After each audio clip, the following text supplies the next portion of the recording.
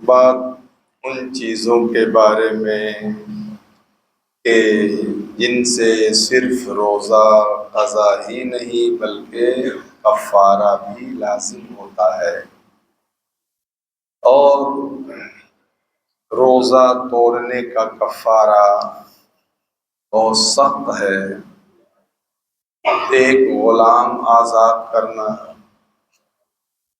اور اگر غلام نہ ملے جیسا کہ آج کے زمانے میں، تو 60 مسکین کو پے در پے دونوں وقت کھانا کھلانا،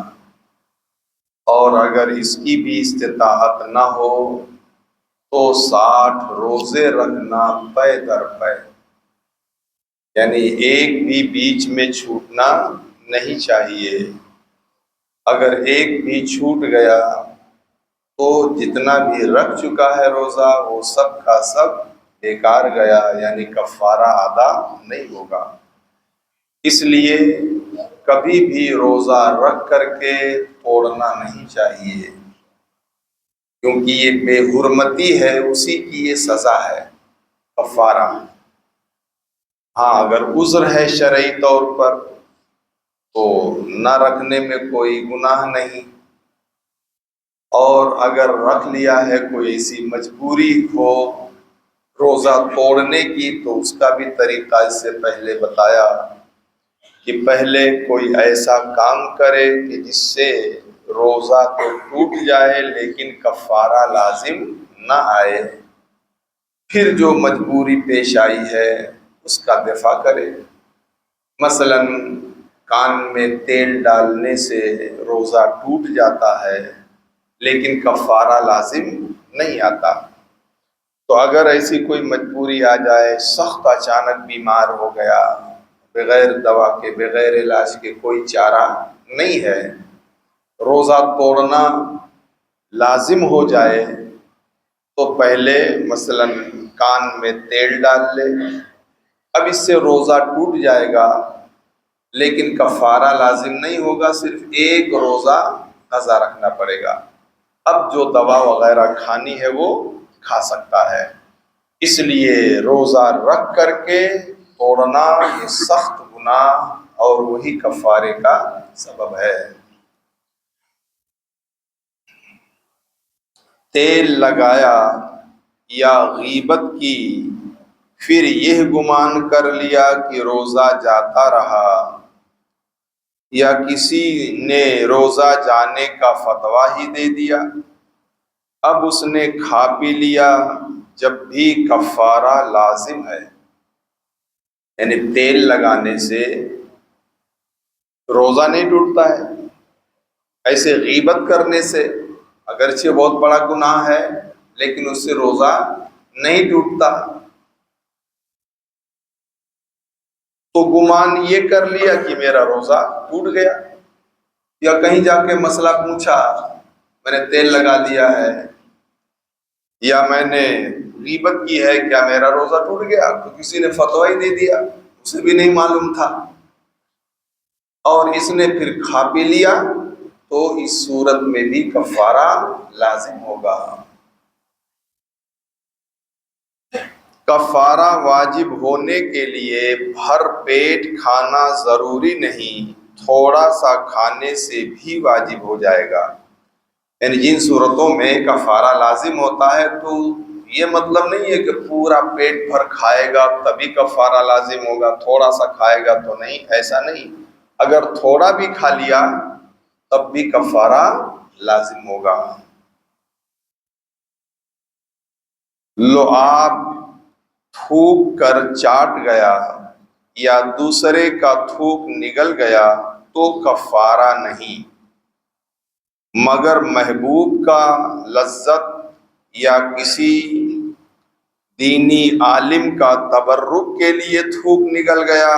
تو کفارہ لازم ہے۔ یعنی ایسے تھوک ہاتھ پہ لیا اور نگل گیا تو اس سے روزہ تو ٹوٹ جائے گا لیکن کفارہ لازم نہیں ہوگا، اور اگر کسی عالم دینی کا تھوک نگل گیا تبرک کے طور پر یا اپنے محبوب کا تھوک نگل لیا لذت کے لیے، تو روزہ بھی ٹوٹے گا اس صورت میں اور کفارہ بھی لازم ہوگا۔ جہاں لذت محسوس ہو، لذت مقصود ہو، وہاں کفارہ ہوگا۔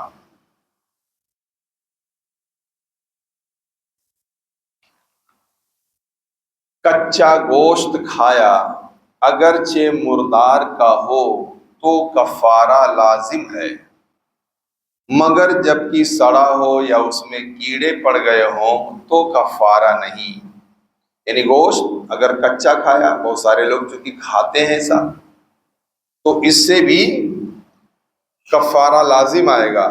اگرچہ وہ گوشت چاہے حلال جانور کا ہو چاہے مردے کا ہو تو بھی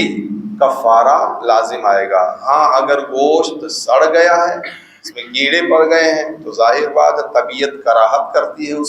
کرے گی اور اس میں کوئی لذت محسوس نہیں کرے گا، اس لیے اس کو کھانے سے کفارہ لازم نہیں ہوگا۔ مٹی کھانے سے کفارہ واجب نہیں، مگر وہ مٹی جس کے کھانے کی اسے عادت ہے کھائی تو کفارہ واجب ہے۔ یعنی یوں ایسے مٹی کھا لیا تو چونکہ نہ اس میں لذت ہوتی ہے اور نہ ہی اس سے پیٹ بھرے گا، نہ آدمی کی طبیعت اس کی طرف مائل ہوگی، تو اس سے کفارہ لازم نہیں ہوگا۔ ہاں اگر کوئی ایسا ہے کہ جسے وہ مٹی کھانے کی عادت پڑی ہوئی ہے، لت پڑی ہوئی ہے، بہت سارے لوگ ہیں مٹی کھانے لگتے ہیں،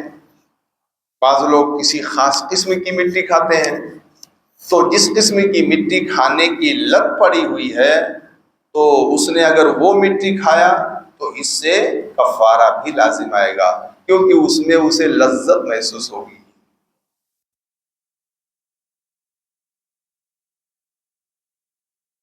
کچا پستہ یا اخروٹ مسلم یا خشک بادام مسلم نگل گیا یا چھلکے سمیت انڈا یا چھلکے کے ساتھ انار کھا لیا تو کفارہ نہیں۔ یعنی پستہ کچا ہے وہ بھی اکھا، اور اخروٹ ہے مسلم، یا خشک بادام ہے مسلم، یعنی اس کا مغز نکالا ہوا نہیں ہے، ویسے ہی ہے، تو چونکہ ان سب چیزوں کو کھایا جاتا نہیں ہے، طبیعت ان کی طرف مائل بھی نہیں ہوتی ہے، اور ایسے ہی چھلکے سمیت انڈا کوئی کھا گیا، یہ بھی نہیں کس طرح سے کھایا جاتا، طبیعت مائل نہیں ہوتی لیکن کوئی کھا لیا، یا چھلکے کے ساتھ انار کھا لیا، یہ بھی معمول نہیں کھانے کا اس طرح سے، تو اس طرح سے اگر ان چیزوں کو کوئی کھا لے تو روزہ تو اس میں کفارہ نہیں، روزہ تو ٹوٹ جائے گا مگر کفارہ لازم نہیں آئے گا۔ اور خشک پستہ یا خشک بادام اگر چبا کر کھایا اور اس میں مغز بھی ہو تو پھر کفارہ ہے، یعنی گودے کے ساتھ اگر کھایا چبا کر کے تو اب ظاہر بات ہے اس میں لذت محسوس ہوگی، اگرچہ وہ اکھا ہی کیوں نہ ہو، نگل جانے میں کوئی لذت محسوس نہیں ہوگی اور چبا کر کھانے میں لذت محسوس ہوگی، اس لیے اس صورت میں کفارہ لازم آئے گا۔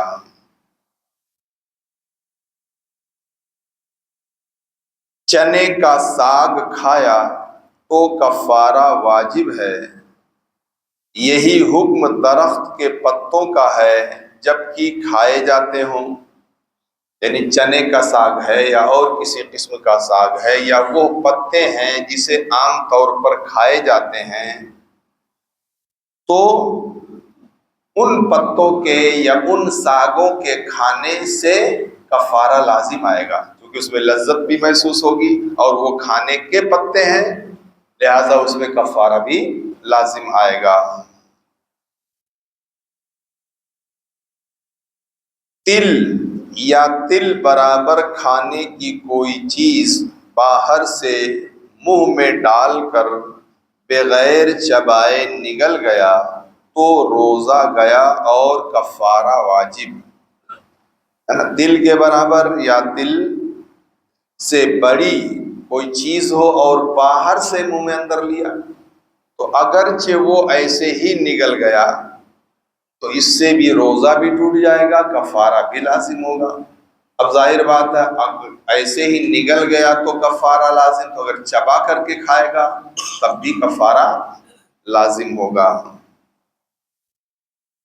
دوسرے نے نوالا چبا کر دیا، اس نے کھا لیا، یا اس نے خود اپنے منہ سے نکال کر کھا لیا تو کفارہ نہیں، بشرطے کہ اس کے چبائے ہوئے کو لذت یا تبرک نہ سمجھتا ہو۔ یعنی دوسرے نے نوالا چبا کر کے دیا اور اسے کھا لیا، یا خود ہی چبایا اور پھر باہر نکالا اور پھر کھا لیا، تو اس سے روزہ ٹوٹ جائے گا مگر کفارہ لازم نہیں آئے گا۔ ہاں اگر وہ جس نے چبا کر کے دیا ہے کوئی بزرگ ہے اور بطور لذت بطور تبرک اسے کھاتا ہے، یا اس کا محبوب ہے جس نے چبا کر کے دیا ہے تو لذت حاصل کرنے کے لیے اسے کھاتا ہے، تو پھر روزہ تو ٹوٹے گا ہی اور اس سے کفارہ بھی لازم آئے گا۔ سحری کا نوالا منہ میں تھا کہ صبح طلوع ہوئی، یا بھول کر کھا رہا تھا، نوالا منہ میں تھا کہ یاد آ گیا اور نگل لیا، تو دونوں صورتوں میں کفارہ واجب ہے۔ یعنی سحری کا نوالا منہ میں تھا اور صبح طلوع ہو گئی تھی، یا بھول کر کے کھا رہا تھا، منہ میں نوالا تھا اور یاد آ گیا۔ ان دونوں صورتوں میں یاد آنے کے بعد اگر تھوک دیتا ہے، یعنی وہ نوالا تھوک دیتا ہے تب تو کوئی حرج کی بات نہیں ہے، اور اگر وہ نوالا نگل گیا یاد آنے کے بعد، صبح طلوع ہونے کے بعد، تو گویا جان کر کے اس نے نگلا ہے،